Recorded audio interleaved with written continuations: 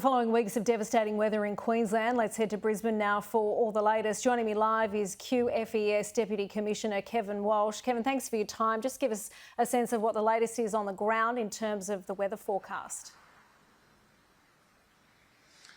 Good morning, Jess. Well, thankfully the weather has improved markedly throughout the morning. We've now seen blue skies for the first time in about a week. The good news is we've got lots of resources on the ground. Obviously, over the last week, with the thunderstorms and lightning, it has impeded our progress. But as I said, thankfully, the conditions have improved.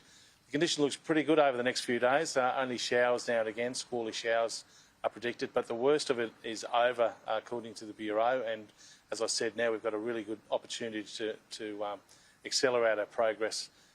Although acknowledging that we've done a lot of work already and there's been some good work undertaken, we've now presented with a new opportunity with the good weather.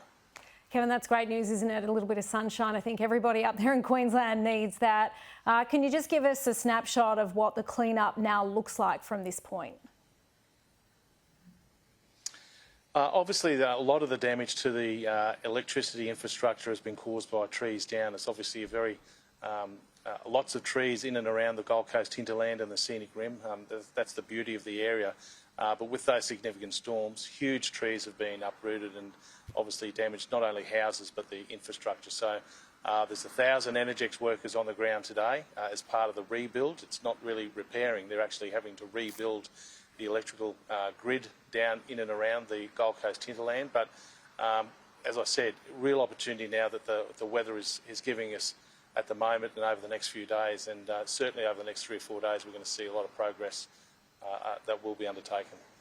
What are you anticipating in terms of making sure that everyone has power, that you're back to 100% and that rebuild is able to be completed? How long are you thinking that that's going to take?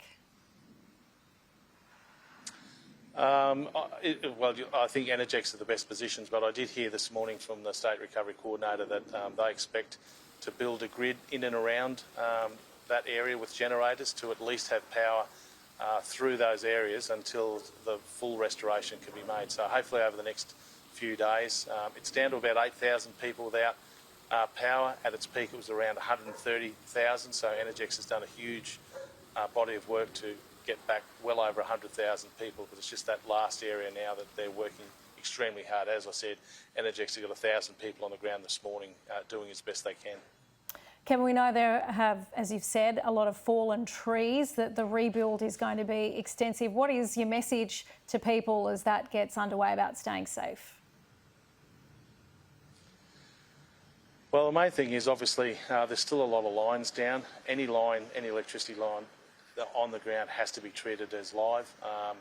Obviously a lot of the people are helping themselves as well, so they're out helping themselves, helping their neighbours, and the good thing is we're going to continue to have lots of resources on the ground. We're getting support from New South Wales and Victoria from their SES and CFA in Victoria. So we've still got lots of people, but there's an inordinate amount of work to be done. And I know people are frustrated, and it's been some time without power, but all of the emergency services are doing as best as they possibly can, but we're still a bit of a road ahead. Give us a sense of how people are coping in communities. This has been such a trying time. Just when they thought they were going to be able to get on with the clean-up, we've been hit with more terrible weather. How is everyone holding up? Look, the communities are strong. Obviously, there's a lot of people looking after each other, but it is on their minds. Obviously, we've got families at Christmas time and New Year, which are normally spent, spending time with family and friends, have been interrupted. People have been without power now for over a week. But as I said, it was a significant weather event. When you talk to the locals on the Gold Coast and the surrounding areas, they say that they've never seen an event in the last 20 years similar. So, yeah, it is a harrowing experience for many, and obviously some are still under stress, but all the resources are on the ground doing as best we can. But the simple fact is that an event of this magnitude does take time to recover and repair. Kevin, we really appreciate your time here on Newsday. All the best as the clean-up continues.